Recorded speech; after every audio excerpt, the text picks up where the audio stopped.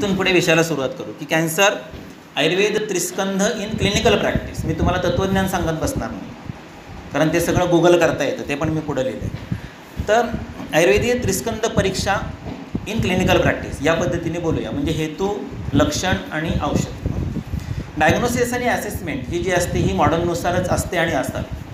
तुम्हाला असा पेशंट समोर उभा केला आणि सांगितलं की याच्यात कॅन्सर आहे की नाही सांग, तुम्हाला सांगता येणं शक्य नाही. तुमचं कितीही दर्शनस्पर्शन प्रश्नही परीक्षेत जेवगेणं याच्यावर प्रेम असलं तरी जोपर्यंत तुमच्यासमोर बायोप्सीचा रिपोर्ट, पेट स्कॅनचा रिपोर्ट ठेवला जात नाही, हिस्टॉलॉजिकल इन्व्हेस्टिगेशन समोर येत नाही, तोपर्यंत तुम्हाला असं बघून हा कॅन्सर आहे असं डायग्नोसिस नाही होऊ शकत. कारण डायग्नोसिस हे मॉडर्न मेडिसिन करतं. मग तुम्ही काहीतरी औषध देता आणि त्या पेशंटला बरं वाटतं, मग तुम्ही त्याला रिपोर्ट करायला सांगता, मी तो पेट स्कॅनचा असेल किंवा अजून कशाचा असेल. मग पुढचा आणि मागचा असे रिपोर्ट तुम्ही कंपेअर करता, मग तुम्ही म्हणता बघा हां एवढं बरं झालं. So assessment is again dependent on modern medicine. तर ह्या सगळ्या गोष्टी गृहीत धरून काम करायचं आहे. असं जर कोणी असेल ग्रेट की त्याला असं बघून असं नाडीवर हात ठेवून हां तुम्हाला इथलं मेडचं असं कळतं, तर मी त्याचे चरण धरायला तयार आहे, म्हणून मला काही प्रॉब्लेम नाही. माझी परिस्थिती तशी नाही. For diagnosis I am dependent on modern medicine reports. For the treatment given the assessment is again is to be done by modern medicine only. ह्या सगळ्या मर्यादा ध्यानी घेऊन मी हे पुढचं मांडणार आहे सगळं. ओके, पुढे व्हॉट इज कॅन्सर. तर त्याची बेसिक डेफिनेशन तुम्हाला आम्हाला सगळ्यांना माहिती आहे की uncontrol growth of unwanted cells. Most simple basic understanding cancer is this की अनियंत्रित आणि नको असलेल्या धातूंचा शरीरामध्ये होणारा प्रचंड वेगाने वाढण्याचा जो प्रकार आहे त्याला आपण कॅन्सर समजूया, अशी एक बेसिक डेफिनेशन आहे. पण ती प्रत्येक वेळेला ट्युमरसच असेल असं नाही आहे. कधी कधी ती नॉन ट्युमरस असते. जर CML AML असेल तर ती नॉन ट्युमरस आहे. रक्ताच्या कॅन्सरमध्ये काही कुठेही ट्युमर बनत नाही, अक्युम्युलेशन ऑफ द थिंग्स असं होत नाही, शोथ होत नाही. चरक म्हणतो सगळ्याच्या सगळे व्याधी शोथ आहेत. एक एव शोतः उच्छेद सामान्य. अक्युम्युलेशन ऑफ द विकृत घटक ते एका ठिकाणी आले की त्याला शोध म्हणा. म्हणून चरकाच्या शोधाच्या अध्यायामध्ये तुम्हाला भगंदर पण सापडेल, उपकुश पण सापडेल, मसुरिका पण सापडेल. चरकसूत्र त्रिशोथी अध्याय 18 ह्याच्यात पण शल्यशलाक्याचे व्याधी आहेत. आणि चरक चिकित्सा 12 श्वेतचिकित्सित ह्याच्यात पण शल्यशलाक्याचे व्याधी आहेत. कारण त्याच्या मते शोथ म्हणजे नुसती सूज नाही, शोथ इज अक्युम्युलेशन ऑफ विकृत घटक. एक एव शोथ उच्छेद सामान्य. पण कॅन्सर नावाची गोष्ट प्रत्येक वेळेला उच्छेद ट्युमर असेल असं नाही. ती अनेक वेळेला ट्युमर असते की ज्याची तुम्ही रिसेक्शन करता, सर्जरी करता. पण जेव्हा ती CML सारखी प्रेझेंटेशन येते तेव्हा तो ट्युमर नसतो, तो नॉन ट्युमरस प्रकार आहे. मग त्याचं अंडरस्टँडिंग हे आहे की uncontrol growth of unwanted cells. तुमच्या शरीरात त्या सेल्स असतात पण त्या आत्ता एवढ्या गतीने आणि एवढ्या संख्येने मला नको असतात. ही ती बेसिक अंडरस्टँडिंग आहे. बाकीचे जे काय त्याचे कंगोरे आहेत, निओप्लाझम, मेटास्टॅसिस, कार्सिनोमा, सार्कोमा, ल्युकेमिया वगैरे वगैरे, you can easily Google it. मग ते मी तिथनं कॉपी पेस्ट करतो आणि त्याच्या स्लाईड बनवून तुम्हाला वाचून दाखवतो. याची तुम्हाला मला दोघांनाही गरज नाही. त्यामुळे ते मी सोडून देतो आणि आपण पुढे जाऊया. या सगळ्या घटनांचं माझ्यासमोर येणाऱ्या पेशंटचं आयुर्वेदाचं आकलन काय. मी काय आयुर्वेदाचा प्रतिनिधी आहे का. मी म्हटलं की लगेच त्या आयुर्वेदाचं मत होईल का, नाही. आपण असं म्हणूया आपलं मत काय, मी माझं मत तुमच्यावर कशाला लादू. आपण थोडं अजून मागे येऊया. माय अंडरस्टँडिंग काय, माझ्यासमोर येणाऱ्या गिवन कंडिशनचं माझं अंडरस्टँडिंग काय तेवढं मी तुमच्यासमोर मांडतो. जरी आपण टायटलमध्ये आयुर्वेदीय विचार ते आपण म्हणायचं असतं म्हणून, मग प्रत्यक्ष इथं जे मांडतं ते माझं वैयक्तिक मत आहे, वैयक्तिक आकलन आहे. म्हणून मी पुढे लिहिलं की it is assumption, it is consideration, it is opinion, it is view, it is a possibility किंवा आयुर्वेदीय शास्त्रामध्ये त्याला अभ्युपगम सिद्धांत.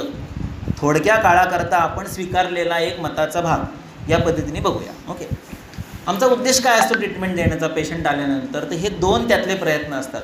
We put life in his remaining years. समजा सांगितलेले की बाबा इतकी वर्ष तू जगशील अजून किंवा इतके महिने जगशील, तर what ever the life is predicted bye modern science त्याच्यामध्ये आम्ही लाईफ घालण्याचा प्रयत्न करतो. म्हणजे त्याचं आयुष्य जे काय स्टिप्युलेटेड शिल्लक आहे ते सुखकर व्हावं, पीडारहित व्हावं, विदाऊट कॉम्प्लिकेशन व्हावं, त्याच्या कॉम्प्रोमाइज होऊ नयेत असं we try to put life in his remaining years or we try to add years in his remaining life.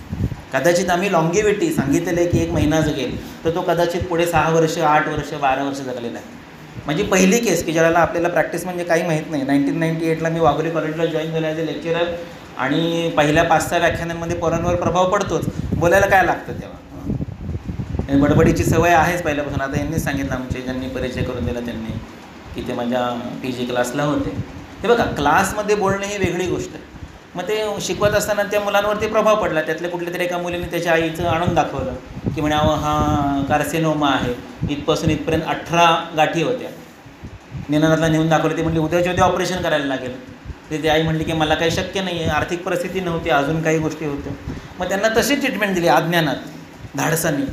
सुदैव असं आहे की आजही त्या बाई जिवंत आहे, without any complication, without any रिकरन.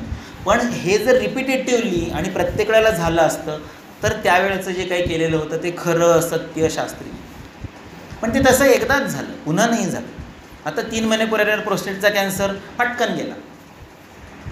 म्हणजे इतकं अनप्रेडिक्टेबल आहे. त्यामुळे काहीतरी कॉन्क्रीट मांडण्याआधी त्याच्यामागच्या भूमिका मांडणं, त्याच्यामागची मर्यादा मांडणं हे गरजेचं. पुढे मी जे काही तुम्हाला रिझल्ट सांगितले किंवा सांगेन त्याचे हे 3 वैशिष्ट्ये असतील की we don't use a single रसकल्प. मी म्हणजे मी, आपण वी नको म्हणूया, मी थोडा अहंकार असला तरी चालेल, पण माझ्यापुरतं बोलतो. मी एकही रसकल्प वापरत नाही.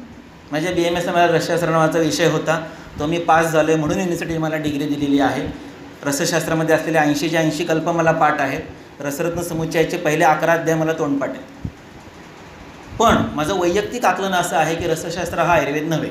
पण तो आजचा आपला विषय नाही म्हणून मी त्याच्यावर बोलत नाही. पण मी ती माझी स्पेशालिटी किंवा लिमिटेशन की मला नाही जमत. आता तुमच्या मोबाईलमध्ये 1760 ॲप असतात, सगळे ॲप वापरत असं कंपल्शन आहे का?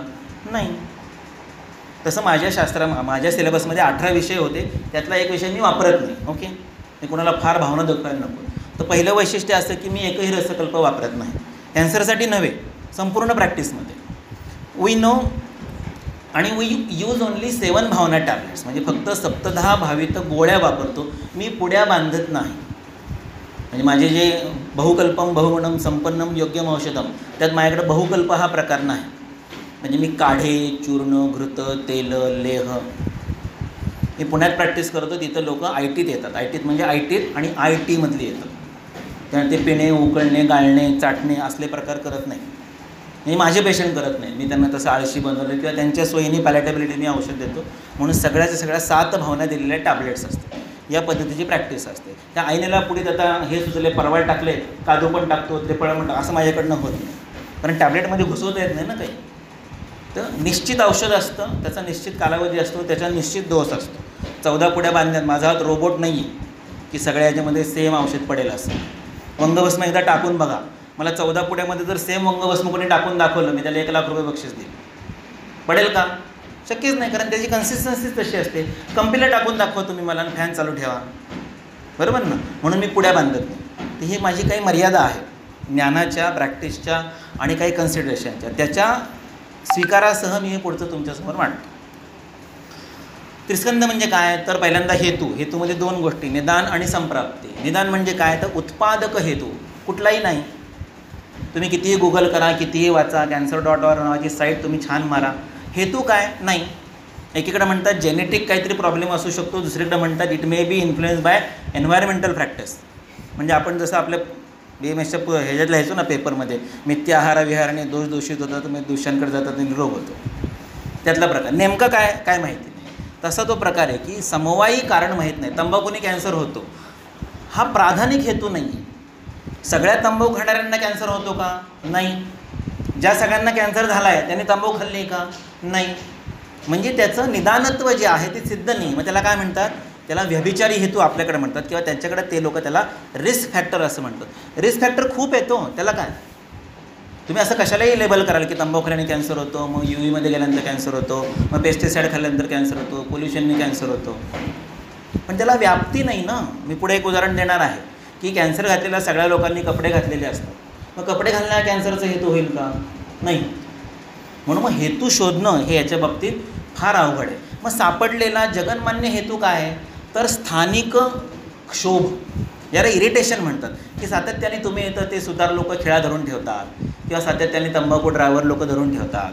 असं कुठल्याही प्रकारचं एकाच टिश्यूला, एकाच ऑर्गनला सातत्याने स्थानिक इरिटेशन होत राहणं हे कॅन्सरच्या प्रकोपाचं स्थानिक कारण आहे असं एक मान्य. म्हणजे क्षोभ होणं, स्थानिक इरिटेशन होणं हे त्याचं एक निदान आहे. म्हणजे त्याचं आपल्याला परिमार्जन कशात करता येईल? तर त्याचं प्रसाधन करायला पाहिजे. क्षोभाच्या विरोधात काय?